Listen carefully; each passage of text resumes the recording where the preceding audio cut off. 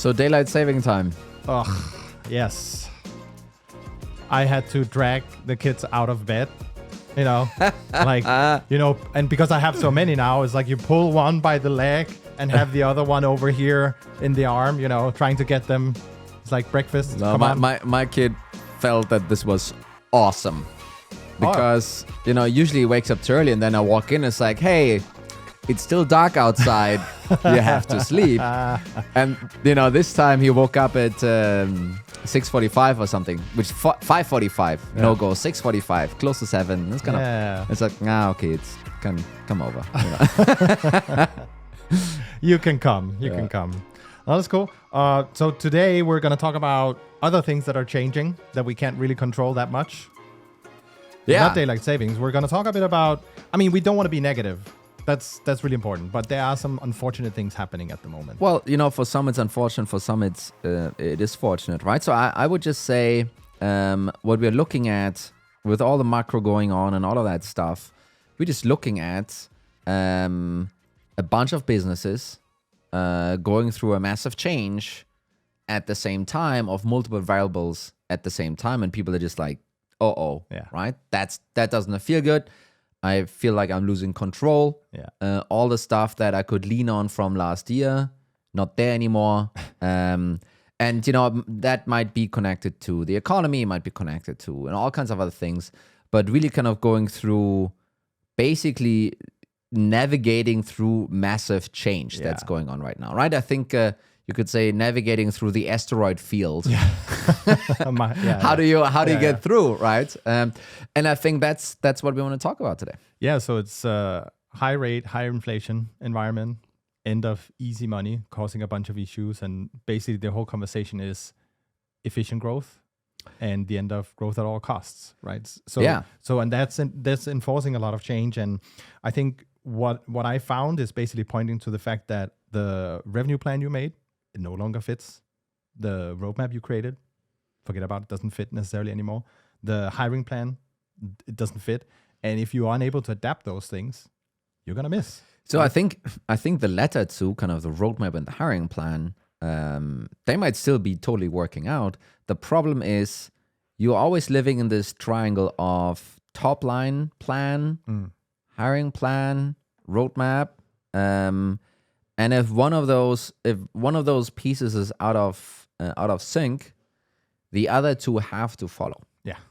There's just no way around it. It's even, you can even do it the other way around. If a product is out of sync, that will inevitably impact your top line growth. Yeah. And that then will have to impact your people plan or your hiring plan or so forth, right?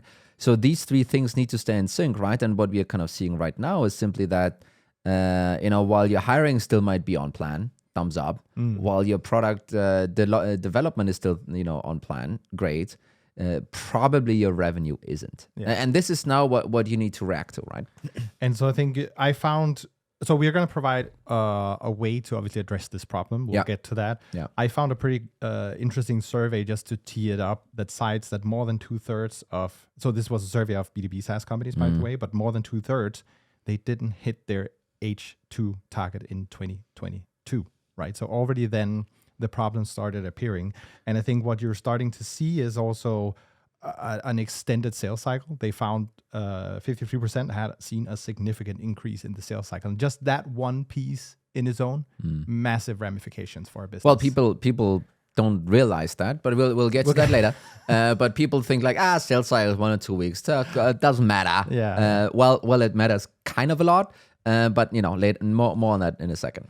The other area where companies are seeing challenges is basically pipeline creation. So one thing is how quickly can we close a deal? The other is how many more deals can we get potentially on the board, right? And it's kind of funny. We talked about it before we hit record.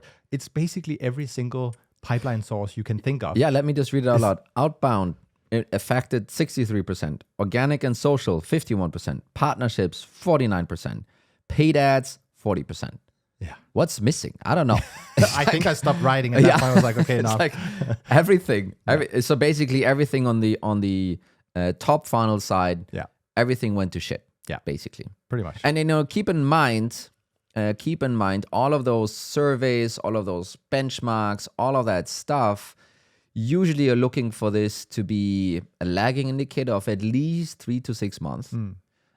So the current, first of all, you've probably lived in this reality now yourself for a while, and number two, it might be even worse right now, right? So because when you think about it, we had this recession going on in tech for a year now. It really started around Ukraine. That's when it really happened. And on the overall macro, not in this like little niche tech bubble that we're living in, but on the overall stuff, Main Street. Yeah. Now it's the time where like, it could be maybe next month we're going to slip into a recession, right? So we've been living through this already for a year. And then the overall recession is going to, pound on top potentially with another 2 years or something like that. So it's like, again, we didn't want to be too sad about this, but the reality of what we're seeing here is actually a lagging indicator of 2 or 3 months ago. Yeah. So we've talked in the past about, hey, everyone hits Q1 because predictability is high, and then the plan starts sliding. Yeah. Right now, we're not saying that you potentially have all these challenges that we just mentioned, but chances are you're going to have some challenges. If not today, then maybe later, right? So how should a business approach this problem? Yeah. So I think on the overall, and this is what makes it so complicated. I think on the overall, you need to be able to smartly, with haste but careful haste, react in the best way possible. Yeah. And that sounds like not a big revelation. Yeah, great advice. Yeah. I think what it is about though is when you operate a machine of 10 million euros or 20 or 50 million euros or even 200 million, it doesn't matter.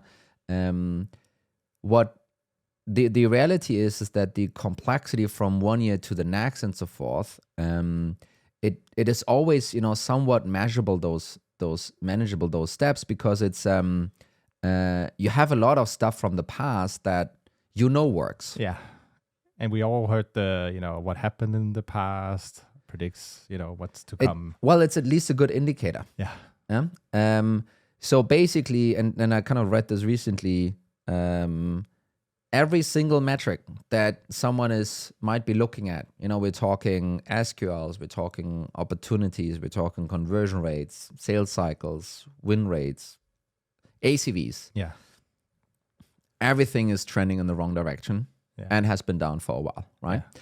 And all of those metrics on a top level, they have massive indications, impacts further down, right? So if you're thinking about your opportunity creation, if that's low, how do you not only try and hit the revenue target, but also how do you want to keep your AEs fed? Yeah. How do you want to make sure that they're hitting quota and so forth, right? So there's a massive amount of work and cognitive overload that organizations need to go through right now in order to combine this new reality that they had, which previously was like, hey, our business works like that. Yeah. We do 15% on outbound, we sell 20K tickets, we have all those rules of thumb, all of this works out, let's kind of roll it forward to next year and kind of, tweak, kind of gonna work out. Well, all of this is now off the charts, and you basically kind of need to start from scratch with many of those different pieces, right? Yeah. And I think organizations that realize it the fastest, that they're in a completely different world right now, I think they will probably be able to manage through this the best, right? And again, all of that starts with, understanding what's going on, figuring out how to react to it, and then implement that, right? Yeah.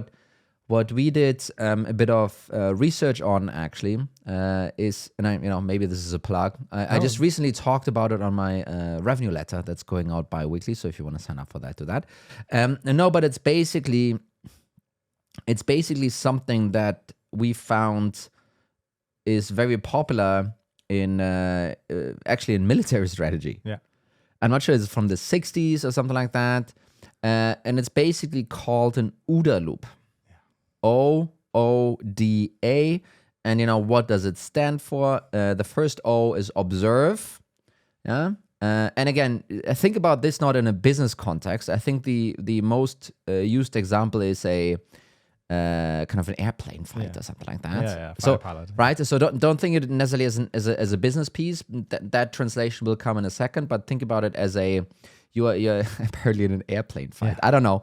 I'm not sure if anyone can imagine that. But you're in an airplane fight, right? And you observe something, right? You kind of need to see what it is. Yeah. Then you need to orient yourself, hey, data gathering basically. Then you need to decide, okay, what I'm going to do next. Yeah. And then you need to react and do it. Yeah. Right? If you miss any of those steps, well, you're probably going to come to the wrong reaction and you're probably going to be dead. So that's the idea here. And then the other idea here is, and this is very much competitive thinking, not necessarily completely unapplicable for companies. But the idea is, if you're OODA loop in an air fight, I don't know, it takes you 30 seconds. Yeah, they're fast. But your opponent's OODA loop is 15 seconds, right? Goes through this observe, orient, decide, act, goes faster than you do. In literature is referred to inside your opponent's, get inside your opponent's OODA loop. What it basically means is your opponent goes through the loop faster, which then makes you stop in your own loop, right? Because you saw something, you gather information, you want to react and so forth. But basically when you get to halfway point, you're still gathering information, you're still deciding, there's already a new situation. Which basically then, shit, I need to reboot the loop now. And basically you're gonna get stuck and you're gonna also die, apparently. So that's the theory around it. Right, I'm gonna say it one more time. It's the OODA loop. You can look it up. It's spelled OODA, observe, orient, decide, act. And what we wanted to do today is we wanted to go through 2 OODA loops, maybe 3 together. Let's see. And see where it takes us. It's probably going to take longer than 30 seconds, I'm sure. But I think it's also important because we cannot sit and predict how any given business's impact is going to be entirely different.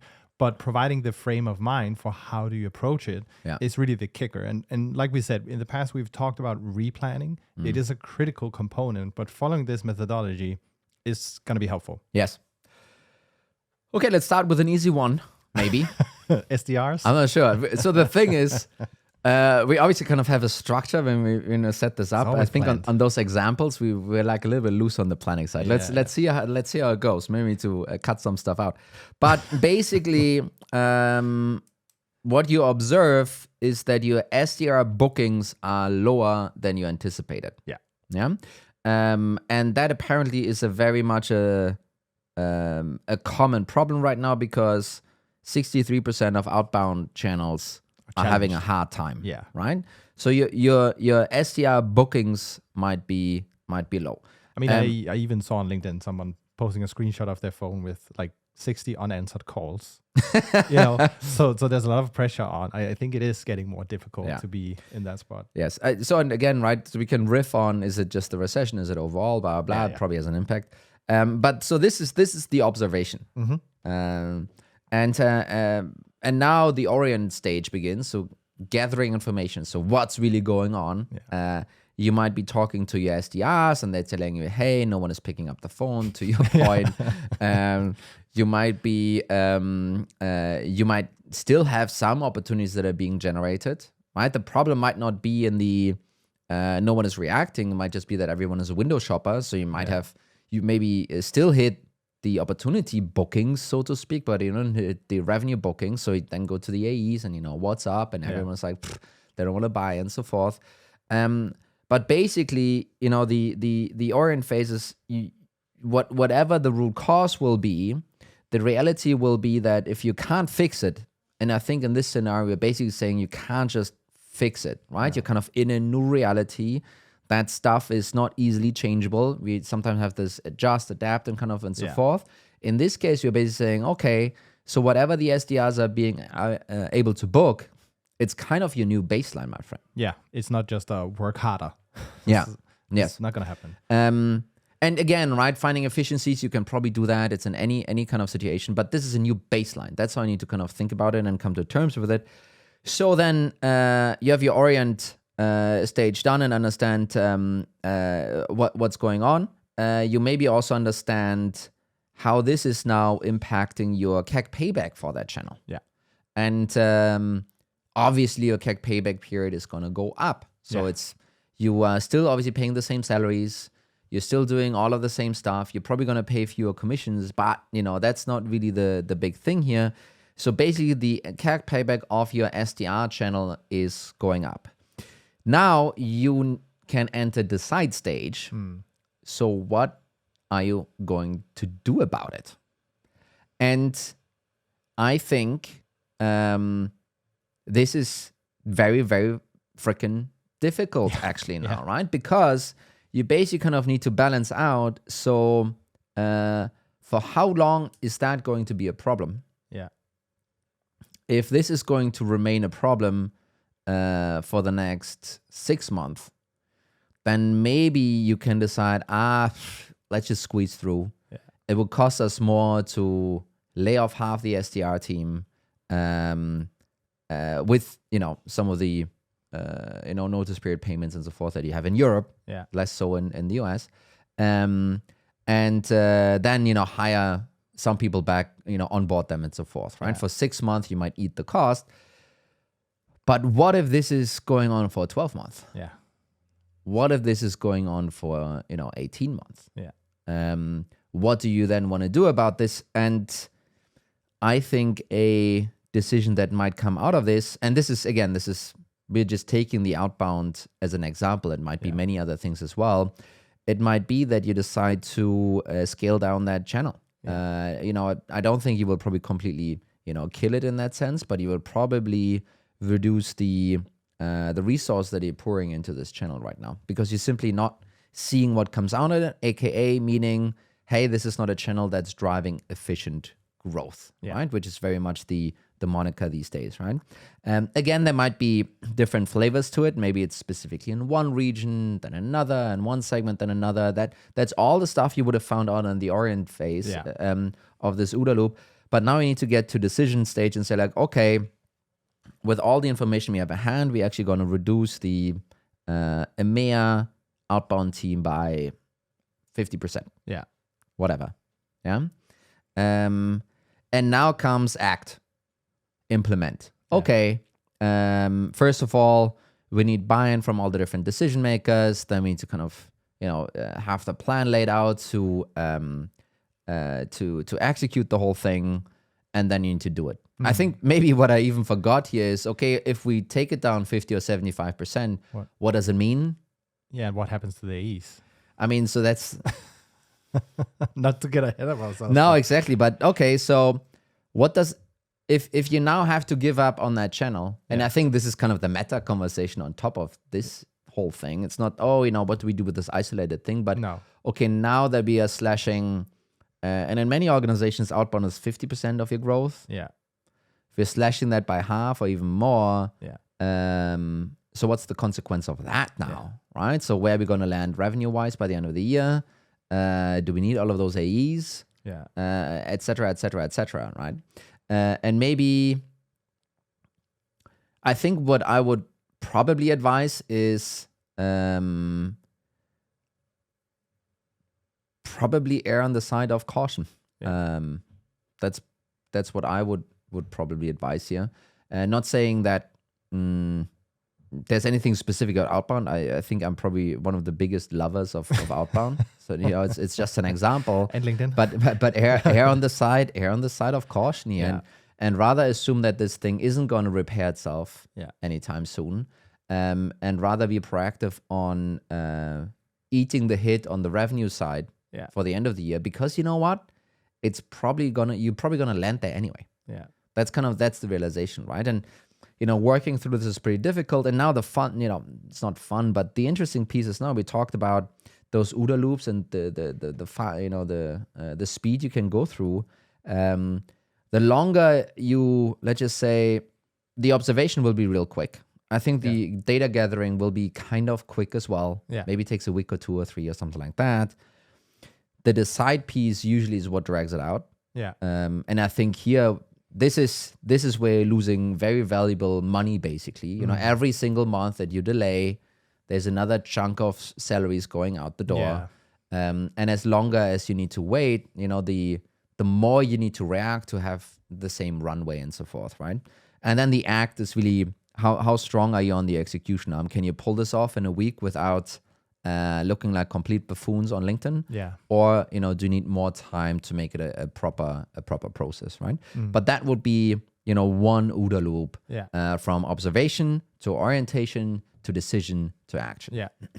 So it's a pretty straightforward, actually, framework to conduct replanning as facts change. And I think you're going to get multiple changes throughout the next couple of quarters until we're clear of this situation. So, so hopefully this is helpful. I mean, we discussed another loop. Yeah. So this was just one case. I think we should do another just to try and reaffirm it again. And this was basically the case where quota attainment is down for the AEs. Yeah, surprise, surprise. AEs aren't hitting their target. Yeah. So that's the observation. That's very much surface level stuff. Yeah. You will immediately see it. I mean, we're coming up on... You will hear it. They will slack you. I mean, when this is being aired, it's basically the week after Q1 end. Yeah. Oh, the timing. We didn't even plan this. No, but you will totally observe it really quickly that a quota attainment is down. Then the orient phase is why, you know, what's going on. And the good answer isn't, well, recession. No. That's not a good answer. And let's just kind of steer away from outbound doesn't work or whatever. And in this case, maybe what you find out is that your sales cycles are pushing out. Yeah. Which is very much a thing we're seeing across the board. Lots of people basically see, 53% have seen a significant increase in sales cycles across the board. By the way, also Winning by Design published something where they show win rates go down from 25% to 17%. Oof. Oh, that's tough. It's difficult out there. But, you know, your Orient basically would say like, hey, sales cycles are pushing out. Yeah. So let's unpack what it actually means if your sales cycles are pushing out. It means that, number one, your quota attainment for any kind of period will decrease. Yeah. Let's just say your sales cycles are pushing out 20%. And I might be doing the math a little bit wrong now, but let's just say that means your quota attainment then will drop by 20%. Yeah. Right? Because the stuff that you're working on will not hit in this quarter, will hit afterwards and so forth, right? Yeah. Is it kind of normalizing itself? No, because you still have the year. Yeah. You know, it still pushes out. You still then are 20% below on the year in general, right? Yeah.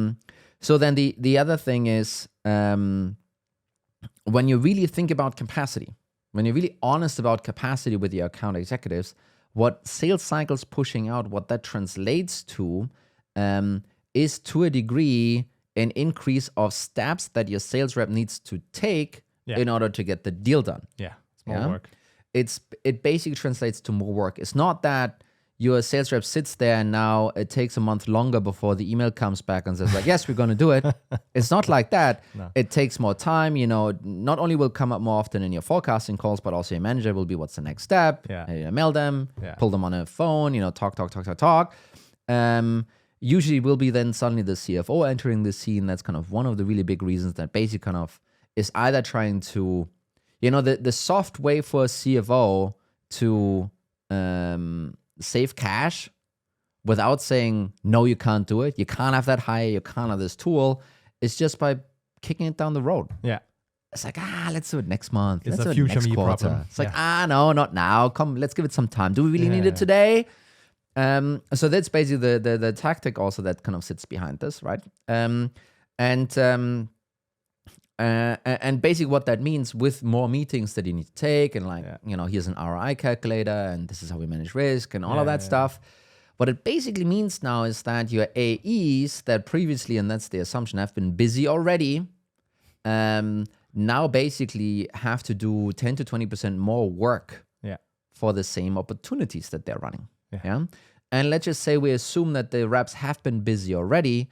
What it basically means is that they cannot get the same throughput done for the amount of opportunities. So basically, you will have to assume that they can only work on fewer opportunities. Yeah. And if your win rates, let's just say they stay the same, what it really means though is they can only hit a certain, lesser amount of revenue by the end of the quarter and or a year. And what that means, you actually have to lower quotas for them. Yeah. I mean, otherwise they're going to pretty demoralized. They work more. So number one, don't hit target. Number So no one, quota. fuck that. Yeah. Everyone is demoralized right Yeah, now. yeah. But the problem still remains that if you are honest with yourself on the how can I increase someone's quota, well, let's speed up the sales cycle. Yeah. Let's, increase the conversion rates. Let's have, whatever, higher ACVs. Yeah. That's how it should be. This is our way of, hey, well, that's what you need to do in order to increase your quotas. Well, if it's going the other way, you kind of need to do the same thing here, Yeah. right? And that's what that is. Well, that also means productivity per rep is gonna go down, CAC payback in general is gonna go up, Yeah. et cetera, et cetera, et cetera, et cetera, right? You basically now for the same revenue target need to have 10 to 50% more AEs and so forth. So that's your orient. That sucks. That was a... Then on the decide side, what you gonna do about it? Yeah. I think this is a tricky one. I think when it's kind of funny, I kind of lay out what the data gathering is. Yeah. And if it's then laid on me, okay, now make a decision, Tony. My first question would be, okay, are there differences in the different regions and the segments? Is there anything I can find? Yeah. So that would kind of kick it back to the data gathering side, I guess. Yeah. That's funny. That's how my decision making actually works, I guess. You kick it down the road. Yeah. So that's not good in that sense. But you obviously want to find some cheap solutions in terms of the APAC enterprise team. Yeah. That is causing all the trouble. And once we get that down, everything is fine. It's probably not going to be that simple. So you need to make a decision here. Yeah. Which probably is not going to be a fun decision. No. Because it's going to either increase your CAC payback, which means you're going in the wrong direction of efficient growth, or you're lowering your target for the end of the year while still maintaining the same, AE cost. So also not great, right? And then act as, you need to kind of execute this whole thing. You need to implement this into reality and make sure that in that sense, morale stays high and so forth, right? Yeah. So this is, again, concluding one loop of AE quota attainment is low, due to sales cycles predominantly. Yeah. What are you going to do about it? Lower quotas, change the team, increase bonuses, whatever, and then implement. And I think to complicate the whole picture, which I think is what everyone is being faced with right now, is you just don't have one of those issues. No. You have all of them at the same time. Yeah. All of them. Yeah. And I think this is what makes this extremely heavy on the cognitive load of the management team. And I think one of the issues coming with that is also because the cognitive load is so high and it's really an uncomfortable topic, and maybe even the execs in their seats, because they haven't been going through something like product market fit, where you're faced with everything is a question mark all the time. They are the playbook folks, which is the right thing. Yeah. But they're not used to running 20 different question marks at the same time and see how they intersect and so forth. And what might come out of that is your execs just might for a little bit longer close their eyes, push down the decision. Yes, I've observed. Yeah. Yes, I know why. I don't know what the solution is, because the thing is, let's just say you make the decision to cut SDR bookings or outbound in our first OODA loop. So what is that actually going to have an impact of with the AEs that are challenged on the sales cycle side, and maybe your ACVs are up, down, and your churn is all over the place? How are all of those different decisions working together in the end? Yeah. Right? That's the problem. It's when one of these things is out of whack, probably the other things will as well, right? And you end up with basically a pile of broken glass to a degree, right? Yeah. Trying to piece it back together. And I think also that's where some of the challenges we've talked about is because of how the tool stack is built. You have, a perfect funnel within marketing. You have a perfect funnel within sales. There's only one team that looks at the full funnel. Yeah. And that's really revenue operations along with the CRO. And we didn't even take the case of any of these down to the level of, okay, what does it mean for CSMs? Yeah. Right. And you do need to look at that full cycle. And someone has to potentially, not just observe, but also orient and provide that information. I think that will potentially, get you an invitation to take part in some part of the discussions and at least share the findings so that a decision can be made, right? No, I think for CROs and RevOps listening, I think and we talked about this, never waste a good crisis. This is one of those. Totally. And I think the crisis is across the whole funnel, end to end. Yeah. And you as RevOps, first of all, are probably one of the only ones that sees the whole funnel. Mm-hmm. And your team would probably be very much frequented in the orient stage. Yeah. Let's do data gathering around this problem. And I think there's an opportunity for you to, fit together all the pieces, tie the knots, connect the dots, whatever, and help the whole funnel to heal and go in the right direction instead of what I think is going to actually happen. And that's really interesting to your point. VP marketing is going to self-optimize for his or her team. Yeah. Sales and marketing is going to, VP of sales going to do the same thing and so forth. And you're going to end up with an even bigger mess than you started the year with, right? So this is a very interesting crisis for revenue operations to jump in and help with, if you have the right tools to do it. Yeah. I mean, I think we also have a few episodes in the past. We could easily have pulled some of that stuff in around, hey, you need to understand your revenue engine. There's so many other pieces. Go back and listen to some of them. They're definitely going to be helpful. For now, this is just a simple framework you can use to consider what is happening out there as change unfolds. Yeah. And you can even use it when it's not a negative thing. You can use it later on also for positive things. It's really about creating an advantage at the end of the day. That's it. OODA Loop. Look it up. OODA. And start applying it in your own business. I think it's the right way to deal with this current super uncertain situation and the new baseline that's being shoved in everyone's faces. Exactly.